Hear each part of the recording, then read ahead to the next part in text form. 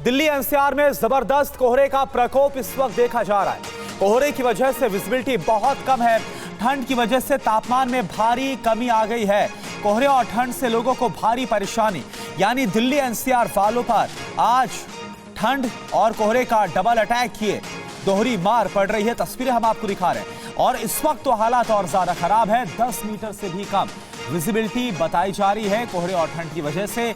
और खास तौर पर जो सड़क यातायात है, काफी दिक्कतों का सामना लोगों को करना पड़ रहा है गाड़ी चलाने में और कुछ भी रास्ते में देखने के लिए। और दो तस्वीर इस वक्त आपके सामने। दिल्ली में कड़ाके की ठंड, एनसीआर भी किस तरह से ठिठुर गया है।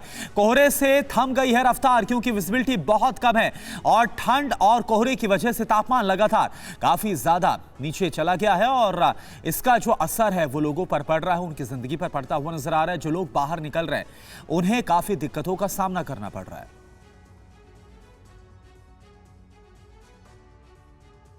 और वहीं आज की बात करें तो आज दिल्ली का न्यूनतम तापमान 4 डिग्री के आसपास रहने की संभावनाएं जताई जा रही हैं। विवेक शर्मा की आपको रिपोर्ट दिखाते हैं। घने कोहरे की चादर भी राजधानी दिल्ली में छाई हुई है। इस वक्त मौजूद है डीएनडी फ्लाईओवर पर, जहां तस्वीरों में देख सकते हैं कि चारों तरफ घना कोहरा छाया हुआ है और इस कोहरे की वजह से लोगों को गाड़ी चलाने में दिक्कतों का सामना करना पड़ रहा है। पार्किंग लाइट जलाकर लोग गाड़ी चलाने को मजबूर नजर आ रहे हैं क्योंकि कुछ भी साफ नजर नहीं आ रहा है। यहाँ पर की बात करें तो ऐसा लग रहा है कि विजिबिलिटी ना के बराबर हो। इसी तरह की तस्वीरें दिल्ली के इलाकों में देखने को मिल रही है जहाँ पर विजिबिलिटी काफ़ी कम आकी गई है। मौसम विभाग के मुताबिक आने वाले 3 से 4 दिनों तक इसी तरह के हालात रहने वाले हैं। घने कोहरे की चादर राजधानी दिल्ली में छाई रहने वाली है। वहीं तापमान में गिरावट भी लगातार दर्ज की जा रही है, जिसके चलते कहीं ना कहीं लोगों को इस कड़ाके की ठंड और कोहरे से दो चार होना पड़ रहा है। ठंड से बचने के लिए रात के वक्त लोग अलाव जलाकर हाथ सेकते हुए दिल्ली की सड़कों पर भी नजर आ रहे हैं। तो साफ है कि कड़ाके की ठंड पड़ रही है, तो वहीं घने कोहरे ने भी राजधानी दिल्ली की रफ्तार को मानो धीमा कर दिया है। कैमरा पर्सन नितिन के साथ विवेक शर्मा, टीवी 9 भारतवर्ष, दिल्ली। और देखिए, दिल्ली से हमारे संवाददाता विवेक शर्मा हमारे साथ जुड़ गए, उनका रुख करेंगे। विवेक, कहा जाता है कि मकर संक्रांति यानी 14 जनवरी के बाद से ठंड जो है वो कम हो जाती है, लेकिन इस बार तो कुछ अलग ही तस्वीर देखने को मिल रही है। आज 14 जनवरी है और कोहरा लोगों की मुसीबतें और बढ़ा रहा है शीतलहर के साथ। देखिए, बात की जाए तो मौसम विभाग का ये कहना है कि आज यानी कि रविवार के दिन 4 डिग्री सेल्सियस मिनिमम तापमान रहने की संभावनाएं हैं और साथ ही मैक्सिमम तापमान 19 डिग्री सेल्सियस के आसपास रह सकता है। आने वाले 2 से 3 दिनों तक अभी दिल्ली वासियों को ठंड से राहत मिलती हुई नज़र नहीं आ रही है और उसके बाद थोड़ी राहत जो है वो मिलती हुई नज़र आएगी। लेकिन फिलहाल की बात की जाए तो इस वक्त की बात करें तो घना कोहरा जो है वो राजधानी दिल्ली में छाया हुआ है। विजिबिलिटी काफ़ी कम नज़र आ रही है। इस वक्त हम मौजूद है मंडी हाउस के पास में, जहाँ तस्वीर में देखेंगे कि आसमान में घना कोहरा छाया हुआ है और दिल्ली के इलाकों की बात करें तो जो विजिबिलिटी है वो काफ़ी कम है, जिसके चलते लोगों को पार्किंग लाइट जलाकर गाड़ी चलाते हुए लोग देखा जा रहा है। गाड़ी चलाने में लोगों को दिक्कतों का सामना करना पड़ रहा है। आलम यह है कि कई जगह ऐसी है जहाँ पर विजिबिलिटी 50 मीटर से भी कम आकी जा रही है। तो साफ है कि फिलहाल दिल्ली वासियों को ठंड से राहत मिलती हुई नज़र नहीं आ रही है। मौसम विभाग ने ये चेतावनी दी है कि आज ऑरेंज अलर्ट जो है वो मौसम विभाग द्वारा जारी किया गया है। उनका ये कहना है कि आज घना कोहरा जो है वो राजधानी दिल्ली में छाया रहेगा। तापमान 4 डिग्री सेल्सियस मिनिमम रह सकता है। उसके साथ ही जो मैक्सिमम तापमान है वो 19 डिग्री सेल्सियस के आसपास रहने की संभावनाएं हैं और साथ इसके अलावा ठंडी हवाएं जो है वो चलती रहेंगी। तो आज ऑरेंज अलर्ट मौसम विभाग द्वारा जारी किया गया है। इसके बात करें कल की, यानी बिल्कुल विवेक, आगे भी आप नजर बनाए रखिएगा। तो देखिए, सुबह की तस्वीर हमारे सहयोगी दिखा रहे हैं, लेकिन ऐसा लग रहा है कि रात का अंधेरा है। देखिए, इतनी बुरी स्थिति है दिल्ली एनसीआर की, जहां कड़ाके की ठंड के बीच अब जो घना कोहरा है वो लोगों की मुसीबतें बढ़ा रहा है। मौसम विभाग कह रहा है कि आने वाले कुछ दिन ऐसे ही रहने वाले। शुक्रिया आपका विवेक, पूरी जानकारी देने के लिए। और चलिए अब दिल्ली एनसीआर में ठंड की खबर के बाद बात करते हैं पड़ोसी मुल्क पाकिस्तान की, जहां पर इमरान खान की मुश्किलें काफी ज्यादा बढ़ गई हैं। आपको दिखाते हैं इससे जुड़ी बड़ी खबर क्या है। जेल में बंद इमरान खान की पार्टी को बहुत बड़ा झटका लगा है। इमरान खान की पार्टी का चुनाव चिन्ह बल्ला रद्द कर दिया गया है। इमरान खान की पार्टी पीटीआई का चुनाव चिन्ह रद्द हो गया है। पाकिस्तान सुप्रीम कोर्ट ने चुनाव चिन्ह को रद्द किया। पीटीआई का आंतरिक चुनाव भी अमान्य घोषित कर दिया गया और उसके बाद अब यह फैसला पीटीआई की तरफ से लिया गया है कि उसके जो उम्मीदवार है वो आगामी आम चुनाव में जो कि फरवरी में होने हैं पाकिस्तान में, उसमें स्वतंत्र उम्मीदवार के तौर पर चुनाव लड़ेंगे। और पाकिस्तान से ही खबर है। पाकिस्तान चुनाव आयोग ने फैसले को दी थी चुनौती। पाक सुप्रीम कोर्ट में पेशावर हाई कोर्ट के फैसले को चुनौती दी गई थी। पेशावर हाई कोर्ट ने पीटीआई के बल्ले को वैध बताया था, यानी वैलिड बताया था। पाक सुप्रीम कोर्ट ने हाई कोर्ट के फैसले पर बैन लगा दिया है।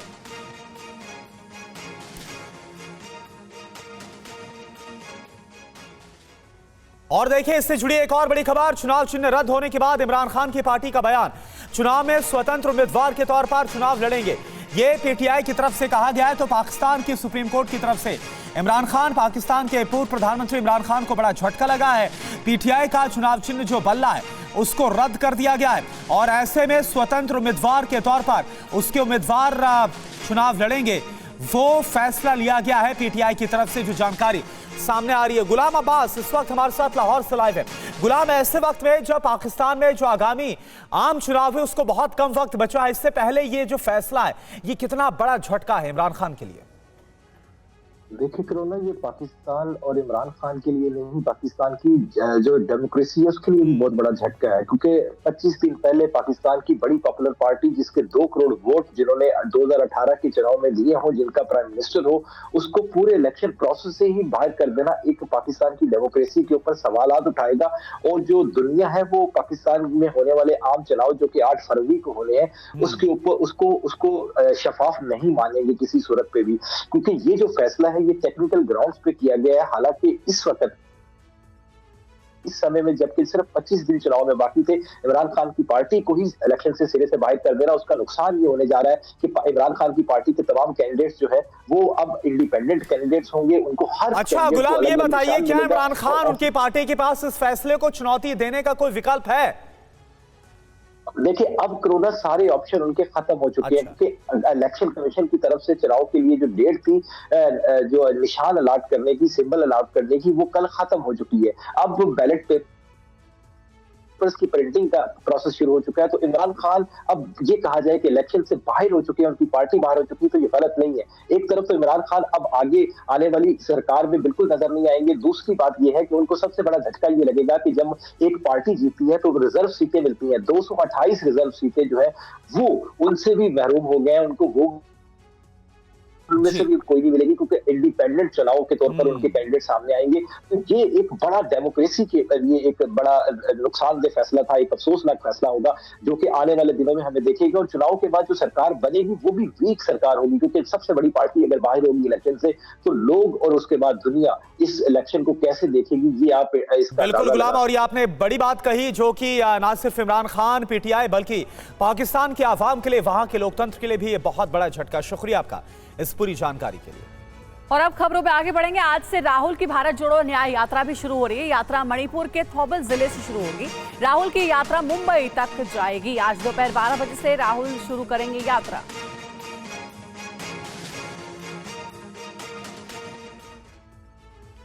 राहुल गांधी 60 से 70 यात्रियों के साथ पैदल और बस से सफर करेंगे। यात्रा दोपहर 12 बजे मणिपुर स्थित खोंगजोम युद्ध स्मारक से शुरू होगी। हालांकि पहले ये राजधानी इम्फाल से शुरू होने वाली थी। इस दौरान राहुल गांधी 6700 किलोमीटर से ज्यादा का सफर करेंगे। ये यात्रा 2 महीने चलेगी। 20 मार्च को यात्रा मुंबई में खत्म होगी। राहुल की भारत न्याय यात्रा मणिपुर, नागालैंड, असम, मेघालय, पश्चिम बंगाल, बिहार, झारखंड, ओडिशा, छत्तीसगढ़, उत्तर प्रदेश, मध्य प्रदेश, राजस्थान, गुजरात और महाराष्ट्र से होकर गुजरेगी। भारत जोड़ो न्याय यात्रा शुरू होने से पहले कांग्रेस ने कहा है कि यात्रा पिछले 10 साल में हुए राजनीतिक, आर्थिक और सामाजिक अन्याय को ध्यान में रखते हुए निकाली जा रही है। ये आप निकाल रहे हैं चुनाव के नतीजों पर प्रभाव लाने के लिए। राहुल जी ने बार बार कहा था ये एक वैचारिक यात्रा है भारत जोड़ो यात्रा के समय, और उसी श्रृंखला में भारत जोड़ो न्याय यात्रा भारत जोड़ो यात्रा को आगे ले चल रहा है, आगे बढ़ा रहा है। और वहीं विपक्षी दलों के गठबंधन इंडिया अलायंस का अध्यक्ष बनाए जाने के लिए कांग्रेस प्रमुख मल्लिकार्जुन खड़गे के नाम पर सर्वसम्मति बन गई है। वहीं संयोजक पद के लिए बिहार के मुख्यमंत्री नीतीश कुमार का नाम प्रस्तावित किया गया, जिसे जेडीयू ने अभी तक स्वीकार नहीं किया है। हालांकि देर शाम तक इंडिया गठबंधन की ओर से दोनों पदों के लिए जिम्मेदारी सौंपने को लेकर कोई औपचारिक घोषणा नहीं की गई। सूत्रों के मुताबिक कांग्रेस अध्यक्ष किसी औपचारिक घोषणा से पहले संयोजक पद पर नीतीश कुमार को शामिल करना चाहते हैं। वहीं जेडीयू महासचिव केसी त्यागी ने कहा कि नीतीश कुमार इसके इच्छुक नहीं है। नीतीश कुमार जी इंडिया गठबंधन के निर्माता हैं, सबसे पहले संयोजक हैं। हम जमीनी स्तर पर अपनी पार्टी को भी और गठबंधन को भी नई ताकत देना चाहते हैं, उसको एक नई दिशा भी देंगे और उसको और ऊंचाइयों पर ले जाएंगे। मीटिंग को लेकर सूत्रों से मिली जानकारी के मुताबिक विपक्षी दलों के नेताओं ने वीडियो कॉन्फ्रेंस के माध्यम से कई मुद्दों पर बात की। अप्रैल मई में होने वाले लोकसभा चुनाव की तैयारियों पर चर्चा की गई। हालांकि मीटिंग में तृणमूल कांग्रेस उद्धव ठाकरे की अगुवाई वाली शिवसेना और समाजवादी पार्टी के नेता बैठक में शामिल नहीं हुए। और नीतीश कुमार के संयोजक नहीं बनने पर बिहार बीजेपी ने हमला बोला है। बीजेपी नेताओं का कहना है कि नीतीश की महत्वाकांक्षा को कांग्रेस भी जान चुकी है, इसलिए कांग्रेस ने नीतीश से किनारा कर लिया है। सूत्रों के मुताबिक बिहार के मुख्यमंत्री नीतीश कुमार ने इंडिया गठबंधन के संयोजक बनने से इनकार कर दिया है। नीतीश कुमार के संयोजक नहीं बनने पर बिहार बीजेपी के प्रदेशाध्यक्ष सम्राट चौधरी ने नीतीश कुमार पर हमला बोलते हुए कहा कि कांग्रेस ने जानबूझकर नीतीश कुमार को संयोजक नहीं बनाया। बड़ा स्पष्ट है, बिहार की जनता इंतजार कर रही थी कि नीतीश कुमार जी को बिहार के मुख्यमंत्री जो हैं इनको बीजेपी से इसलिए अलग किया गया था कि देश का प्रधानमंत्री बनना है, तो बनाया नहीं, अब संयोजक भी नहीं बनाया। बिहार की जनता बड़ा स्पष्ट जानती है कि अब सिर्फ और सिर्फ बिहार में नरेंद्र मोदी के नेतृत्व में देश में सरकार। भारतीय जनता पार्टी का नेतृत्व इंडी गठबंधन के सभी पार्टियों को मिलाकर हराने का तैयारी हम लोगों ने किया है। और देखिए, आज से देश भर में सफाई अभियान की शुरुआत हो रही है। बीजेपी अध्यक्ष जेपी नड्डा इसकी शुरुआत करेंगे। देश भर में 22 जनवरी तक यह अभियान चलेगा। पार्टी के नेता और कार्यकर्ता शामिल होंगे। सफाई अभियान से आम लोगों को भी जोड़ा जाएगा।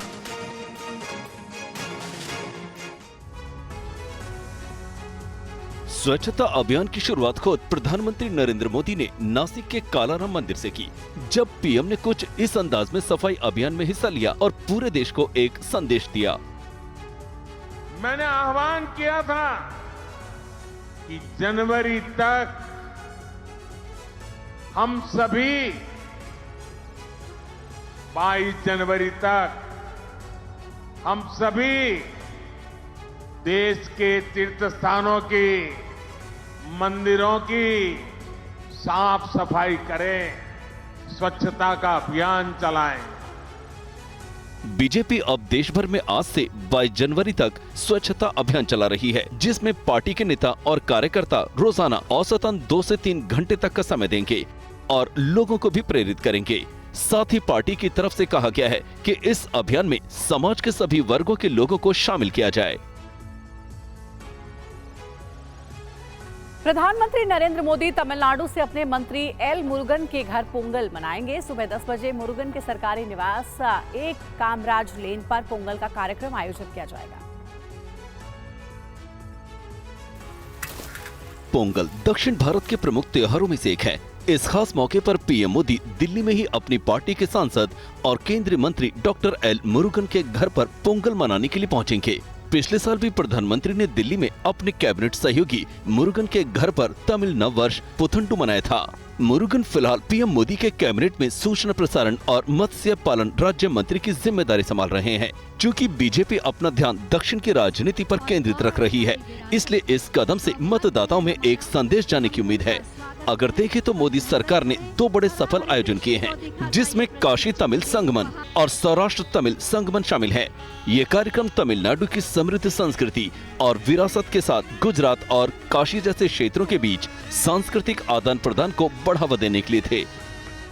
पीएम मोदी ने नए संसद भवन में नव स्थापित सेनकोल का जिक्र करते हुए एक भारत श्रेष्ठ भारत की अवधारणा का आह्वान किया था। इधर समाजवादी पार्टी के नेता शिवपाल यादव ने बीजेपी पर बड़ा हमला बोला। कहा कि देश की बड़ी संस्थाओं को सरकार बेच रही है, देश का कर्ज बढ़ता ही जा रहा है। शिवपाल सिंह यादव मुंबई में समाजवादी पार्टी के उत्तर भारतीय सम्मेलन में पहुंचे थे। इस दौरान उन्होंने बीजेपी और केंद्र सरकार पर जमकर निशाना साधा। देश में भारतीय जनता पार्टी की सरकार जो है, उसने पूरे देश का सौहार्द बिगाड़ने का काम किया है। शिवपाल ने ये भी कहा कि सुबह से शाम तक टीवी पर पीएम मोदी दिखाई देते हैं और सवेरे से शाम तक अगर टीवी खोलते होंगे तो कौन दिखाई देता है? जो देश को बर्बाद कर रहा है, वो देश को पूंजीपतियों को बेच रहा है। शिवपाल ने यहाँ तक कहा कि 3 साल वो भी बीजेपी के संपर्क में रहे हैं और उन्हें काफी प्रलोभन दिया गया। कुछ दिनों हम भी भारतीय जनता पार्टी के संपर्क में रहे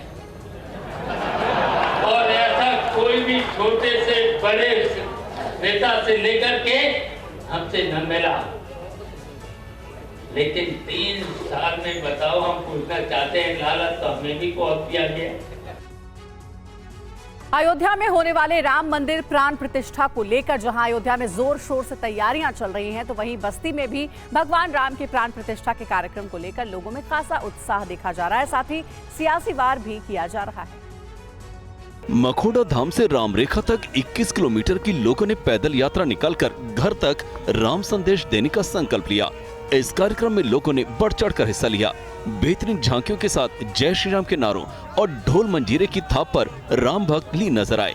इस काफिले में आम लोगों के साथ बस्ती के हरैया विधायक अजय सिंह ने भी शिरकत की और उन्होंने समाजवादी पार्टी के अध्यक्ष अखिलेश यादव और स्वामी प्रसाद मौर्य पर जमकर हमला बोला। स्वामी प्रसाद मौर्य विक्षिप्त हो गए हैं। स्वामी प्रसाद मौर्य, ये अखिलेश जी ने स्वामी प्रसाद मौर्य को लगाया है कि उनको हिंदू धर्म को गिराना है। एक बार जरा इस्लाम को गरिया के देखें, तस्तरी पे खोपड़ी मिलेगी हफ्ते भर में, तस्तरी पे खोपड़ी खोल के देखें ना।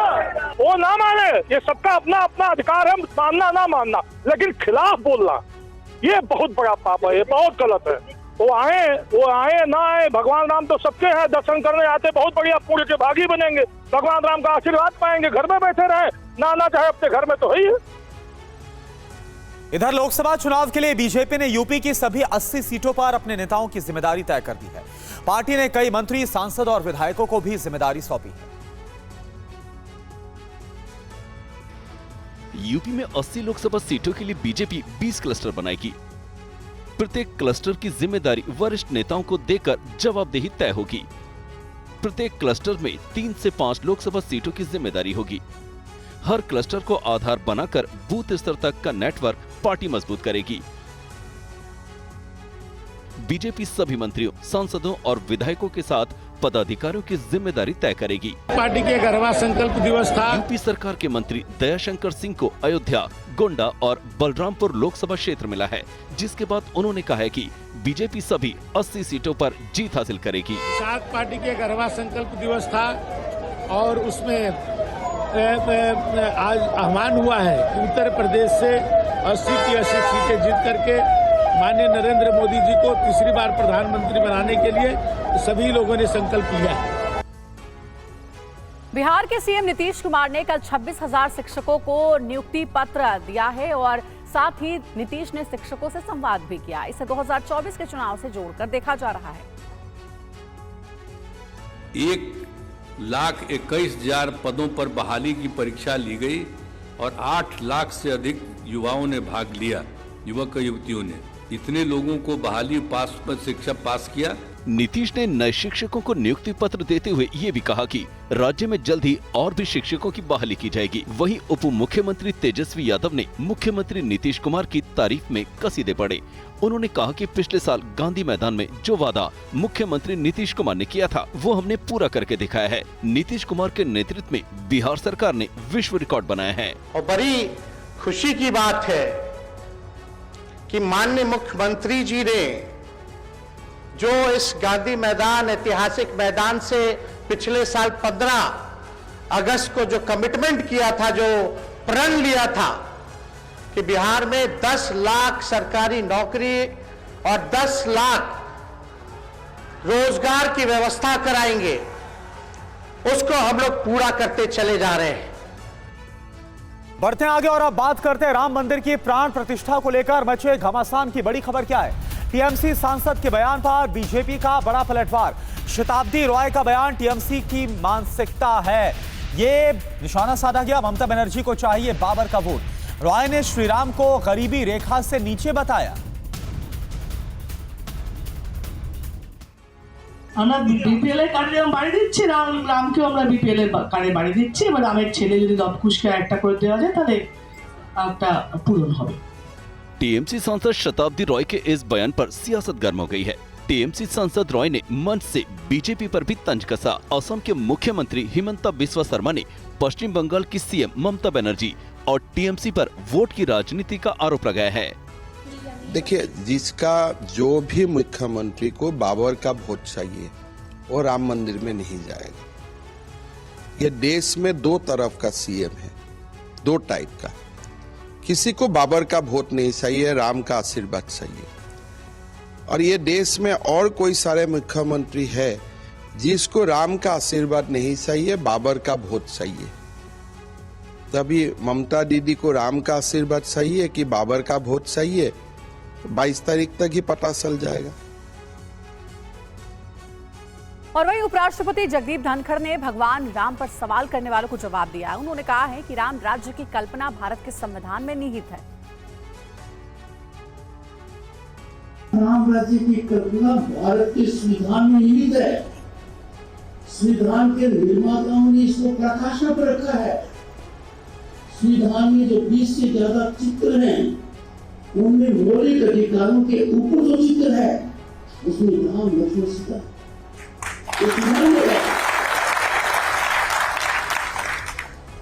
मुझे बड़ी पीड़ा होती है जब कोई उनमें किसी की आलोचना नहीं करता, अज्ञानी हो, इतिहास से हम लिख रहे हैं, जो हरनामा दे देते हैं कि राम काफी है।